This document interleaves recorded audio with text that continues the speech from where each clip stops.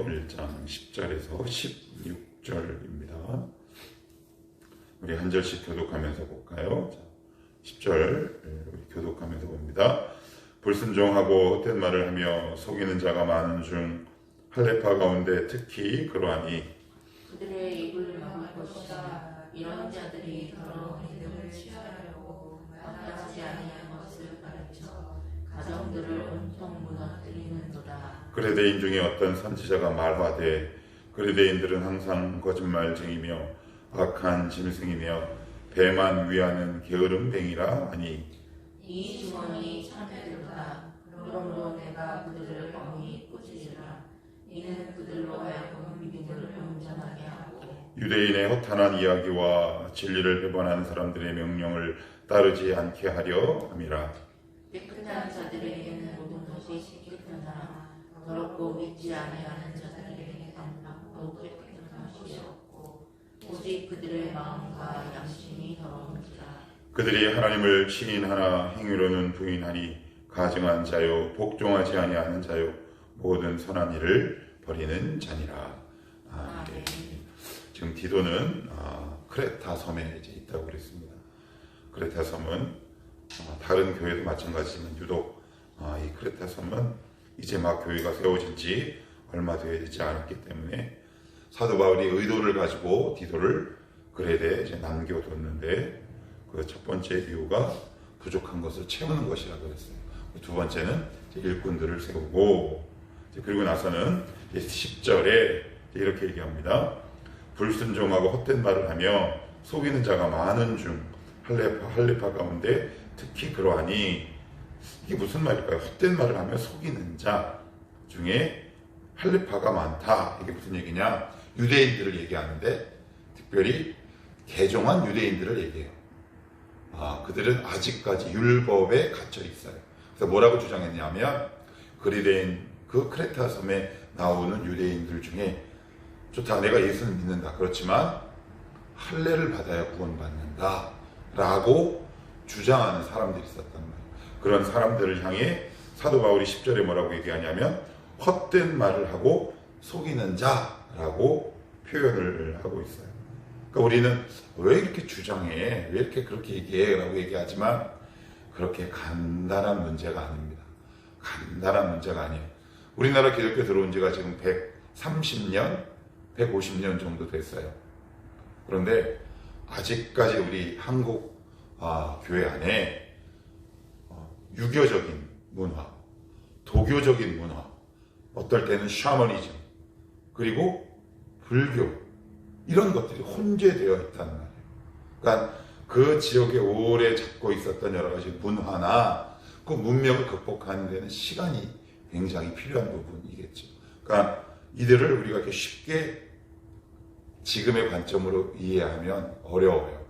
그러니까 우리도 여전히 우리 가운데 이런 잔재들이 남아있잖아요. 예를 들면 일제 36년 잔재가 지금도 얼마나 많이 남아있습니까?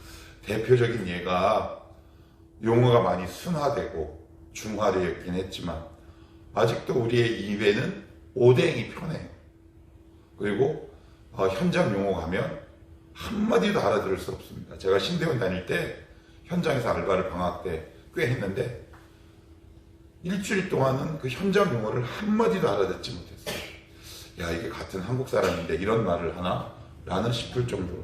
그러니까 유대인들 아직 자기 가운데 남아있는 그동안 답습되었던 율법의 잔재로부터 벗어나지 못했는데 사도 바울은 기독교 교리를 흔들 수 있기 때문에 굉장히 단호하게 거짓말한다 라는 표현으로 그들을 경계하고 있는데 그들이 하는 일 가운데 어떤 일을 계속하고 있느냐 11절에 보시면 그들의 입을 막을 것이라 이런 자들이 더러운 이득을 취하려고 말 그대로 물질적 이득 때문에 이렇게 이야기하는 사람들이 굉장히 많아요.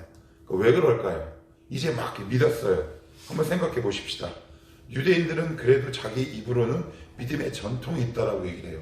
그런데 이방인들도 여기 지역은 이방인이란 말이에요. 이방 지역이에요. 그러면 이방 족속과 유대인들이 이렇게 혼재되어 있는데 유대인이라고 해서 처음 예수 믿은 사람에게 탁 다가가서 야, 너 있잖아. 사도 바울이 전하는 거 그대로 믿으면 안 된다.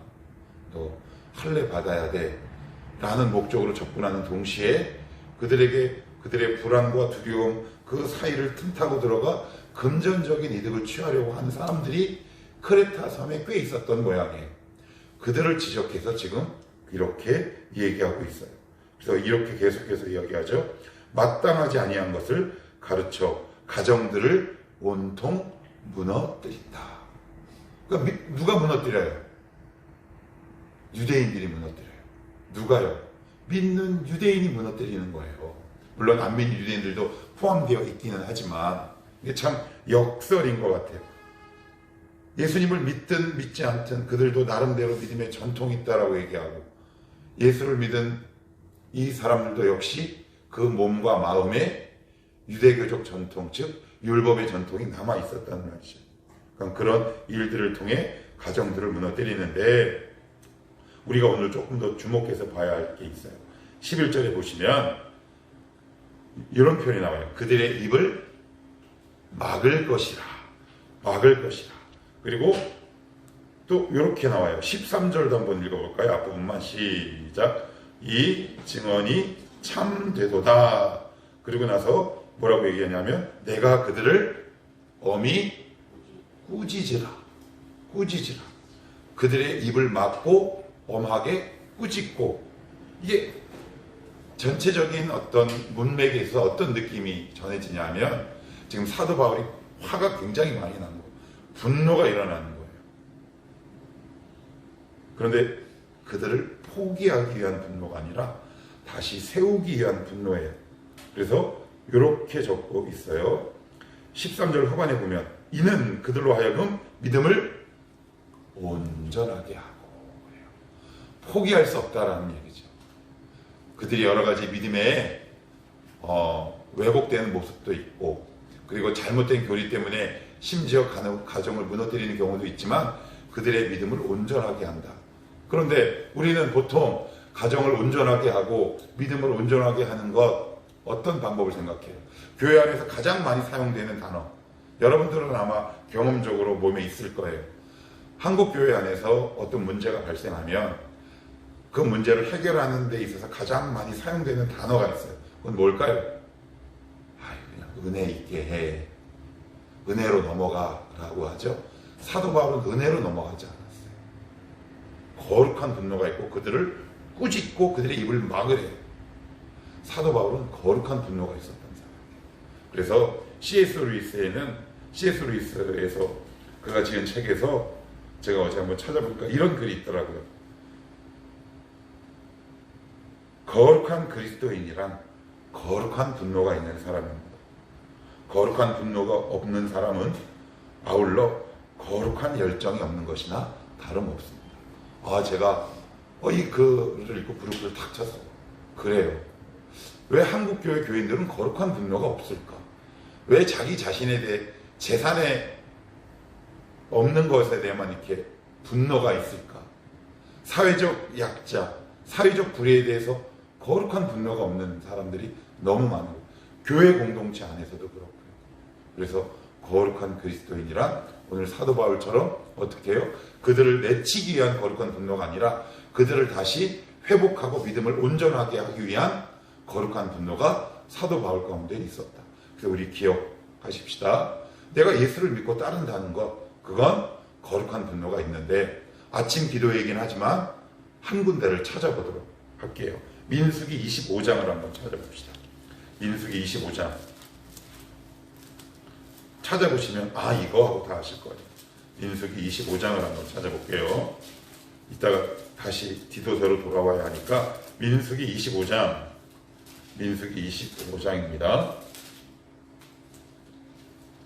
민수기 25장 거기 소제목이 뭐라고 써있나요? 부월에서 생긴 일. 1절에 보시면 시딤 백성이 모압 여자들과 음행.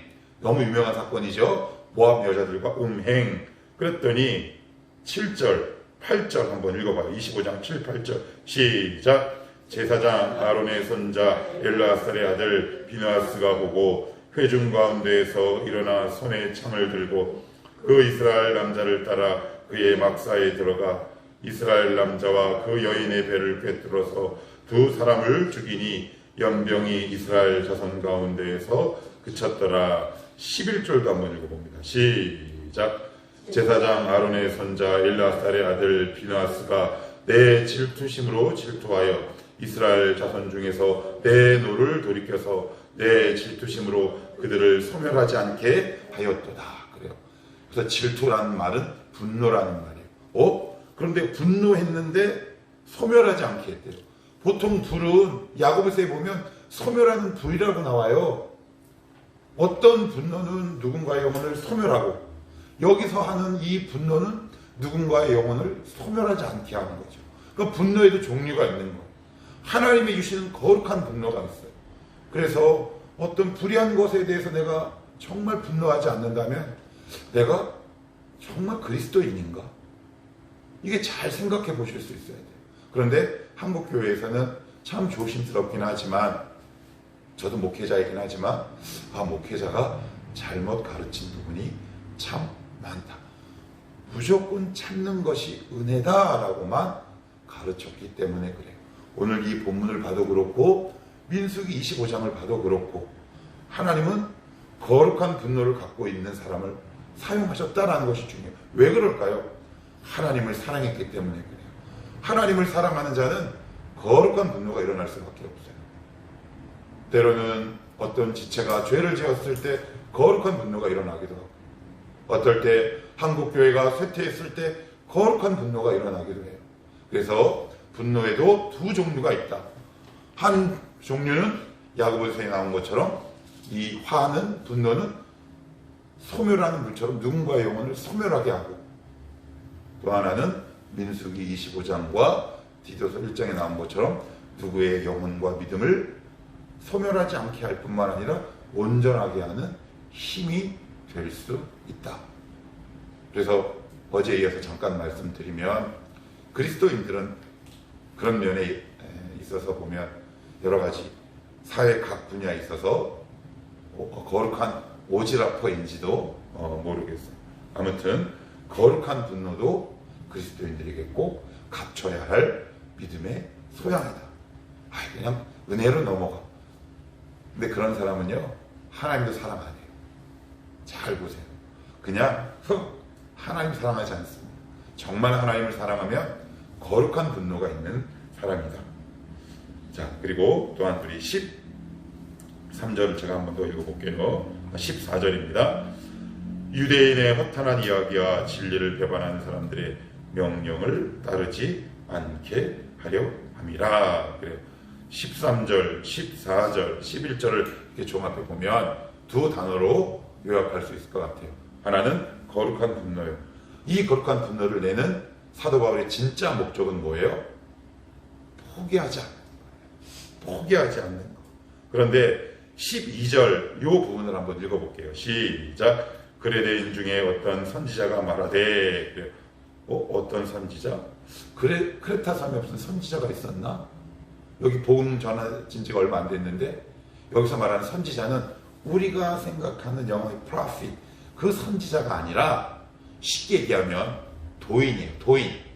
이 지역에 약 600년 전에 거주했던 프리메네우스라는 한 실존했던 인물이 같이 크레타 사람들과 살면서 평가해놓은 이 세간의 문서를 읽고 사도 바울이 이 디도서 성경에 인용한 거예요. 근데 크레타 성 사람들을 뭐라고 평가했느냐? 항상 거짓말쟁이며 악한 짐승이며 배만 위하는 게으름뱅이라. 그러니까 이 부분을 오해하시면 안 돼요. 이건 지역 비하다라고 오해하시면 곤란해요. 근데 그의 평가를 옮겨온 거죠. 그러니까 다른 사람들은 크레타 섬들 하면 이렇게 손을 놓는 거예요. 그 지역 사람들 안 돼. 안 돼. 우리나라에도 있지요. 어느 지역 사람들을 고용하지 않는다거나 그 지역 사람들은 안 돼. 심지어 이름만 대면 알만한 어떤 대기업에서는 신입사원들 면접할 때 그 면접관 양 옆에 점을 보는 무당들을 세우고 저 사람의 관상을 보고 아니면 어느 지역 출신이다라고 얘기하면 떨어뜨리는 관례가 지금도 대한민국에서 성행하고 있어요. 그런데 비록 바울은 그 한 도인의 이야기를 이 디도서에 인용했지만 그들을 떨어뜨리기 위해서 이 표현을 사용한 것이 아니라 그들을 수용하기 위해서, 그들을 고치기 위해서 사용했다라는 거죠. 그래서 그리스도인들은 함부로 어느 지역을 비하하거나 누구를 포기하거나 하는 일을 하지 말아야 해요. 왜요? 하나님이 우리를 포기하지 않으셨기 때문이에요. 남들은 막 그래요. 아, 크레타 섬 걔네들 게으름뱅이에다가 배가 뭐냐면 탐욕이란 뜻이에요. 원래 이 성경에서 고대에서 배는 인간의 탐욕을 상징한대요. 왜요? 음식을 먹으면 배로 들어가잖아요. 그러니까 탐욕쟁이다라고 손가락질하지만 사도 바울은 그들을 경책하고 꾸짖고 입을 막고 믿음을 온전하게 세우는 일, 그 일에 디도 너는 포기하지 않아야 한다라는 사도 바울의 마음도 함께 있다라고 오늘 성경은 우리에게 증언하고 있어요. 그래서 정리하면 쉽게 누구를 포기하거나 어느 지역 사람들이라고 해서 어떤 일에 소외하는 일들은 우리가 정말 조심해야 한다. 그리고 15절에 보시면 깨끗한 자들에게는 모든 것이 깨끗하나 더럽고 믿지 아니하는 자들에게는 아무것도 깨끗한 것이 없고 오직 그들의 마음과 양심이 더러운지라. 이게 무슨 말일까요? 깨끗한 자들에게는 모든 것이 깨끗하나. 예수님을 따르던 12제자 가운데 베드로가 주님이 이렇게 얘기합니다. 주님, 저도 씻겨주십시오. 저 싹 다 씻겨주십시오. 주님이 뭐라 그래요? 너희는 더 이상 이제 깨끗해져서 씻을 게 없다 라고 말씀하세요. 이게 무슨 얘기냐? 예수 그리스도를 믿는 자들은 그리스도의 보혈로 이미 깨끗하게 되었단 말이에요. 그런데 이 유대인들 같은 경우, 아직도 할례를 받아야 한다고 한 유대인들 같은 경우에는 그것을 믿지 않는 거예요. 보혈의 공로만을 의지 안 한 거예요. 무엇을 통해 깨끗한다라고 믿었냐면 할례를 통해서. 그러니까 그들은 이미 양심이 더러워진 거예요. 그래서 그들을 향해서 하는 말이에요. 그래서 저와 여러분들은 그리스도의 보혈의 공로를 믿는 사람들이에요. 그래서 제가 원고에 뭐라고 적어놨냐면 이 세상의 유일한 청결제는 예수 그리스도의 보혈. 저 이렇게 적어놨어요. 맞지요? 우리의 유일한 청결제는 보혈일 수밖에 없어요. 간혹 가다가 이 세상 나가면 말도 안 되는 교리와 이론으로 여러분들을 접근하는 사람이 있을지 모릅니다. 그리스도의 보혈 외에 다른 것, 그들의 입을 막으십시오. 그들에게 거룩하게 분노를 표출하십시오. 그거 아니다라고 단호하게 말씀하셔야 돼요. 이 부분은 되게 단호하죠. 사도 바울이 그리스도와 십자가 그 보혈에 관해서는 굉장히 단호합니다. 왜요? 이게 무너지면 교회가 무너져요. 이게 무너지면 우리의 신앙이 무너지기 때문에 그래요. 그래서 때로는 이 부분에 있어서는 단호해야 하셔야 돼요. 그래서 그들에게 뭐라고 얘기하냐면 15절에 깨끗한 자들, 여기서 깨끗한 자들은 누굴까요? 우리예요. 예수를 주로 고백하고 그리스도의 보혈이 나의 영혼 육을 온전히 깨끗하게 합니다 라고 고백하는 자들, 그런 사람들에게 모든 것이 깨끗하나 더럽고 믿지 아니하는 자, 예수 그리스도의 보혈만이 나의 유일한 청결제요 나의 죄를 온전케 합니다 라고 믿지 아니하는 자들을 얘기하는 겁니다. 자, 그리고 마지막 16절 같이 한번 읽어볼게요. 시작. 그들이 하나님을 시인하나 행위로는 부인하니 가증한 자요 복종하지 아니하는 자요 모든 선한 일을 버리는 자니라. 여러분 혹시 제 주보에 보시면 제가 설교 제목을 이렇게 적어놨어요. 믿든지 아니 믿든지 라고 되어 있어요. 그들은 입술로 하나님을 시인한대요. 그런데 행위로는 부인한대요. 여기서 행위가 뭐냐면 1차적으로 뭐예요? 행위로는 부인한다. 할례를 행해야 한다라는 거예요. 이것을 행위라는 단어로 축약시킨 거죠. 그러면 이런 의미만 있을까요? 그렇지 않죠. 우리 진짜 믿음의 실력은 말이 아니라 몸이지. 말이 아니라 태도와 자세고요. 말이 아니라 행동과 순종에 있는 거겠죠. 그래서 야고보서는 이 말씀을 가지고 이렇게 한 문장으로 요약해 놓습니다. 믿음이 행함이 없는 믿음은 죽은 믿음이다 라고 이야기해요. 그래서 오늘 16절 말씀에 사도 바울의 이런 의미가 포함되어 있는 거예요. 너희들 믿든지 안 믿든지 확실하게 노선을 정해라. 너희들 예수 믿는다고 교회 공동체 안에 들어와서 이단 사설 같은 희한한 교리로 믿는 가족들을 너희들의 이익을 위해 무너뜨리고 여전히 예배당 와서 나 믿어요 라고 얘기하면 오히려 교회를 무너뜨리게 할 수밖에 없다. 그러니 너희의 노선을 확실히 정해라. 믿든지 안 믿든지. 말이 그렇게 된다면 삶도 따라오는 것이 정상이다. 그러니 너희의 믿음의 노선을 확실하게 정하라. 이렇게 말씀하고 있어요. 물론 시간이 좀 필요합니다. 성숙과 성장에는 시간이 필요해요. 처음에는 말로 그렇게 표현할 수 있죠. 그것이 때로는 우리가 관용하고 포용해 줄 필요는 있어요. 그렇지만 일정 기간이 지났음에도 불구하고 자기 말에 따르는 아름다운 믿음의 열매와 순종이 없다면 우리의 믿음이 기초가 혹시 잘못 세워지지는 않았는가 점검할 필요는 있다. 그래서 오늘 사도 바울은 디도에게 어찌 보면 크레타 섬에 사는 유대인들에게 이렇게 얘기합니다. 너희 믿음의 노선을 확실히 정해라. 믿든지 아니면 안 믿든지 너희들이 정말 믿는다면 거기에 따른 아름다운 삶의 열매가 뒤따라오게 될 것이다. 이렇게 말씀하고 있습니다. 오늘도 이 말씀을 꽉 붙들고 우리 인간 포기하지 않았으면 좋겠고요. 여러분 가운데 주님이 주시는 거룩과 성결을 통해 하나님을 사랑하는 거룩한 분노가 있기를 주님의 이름으로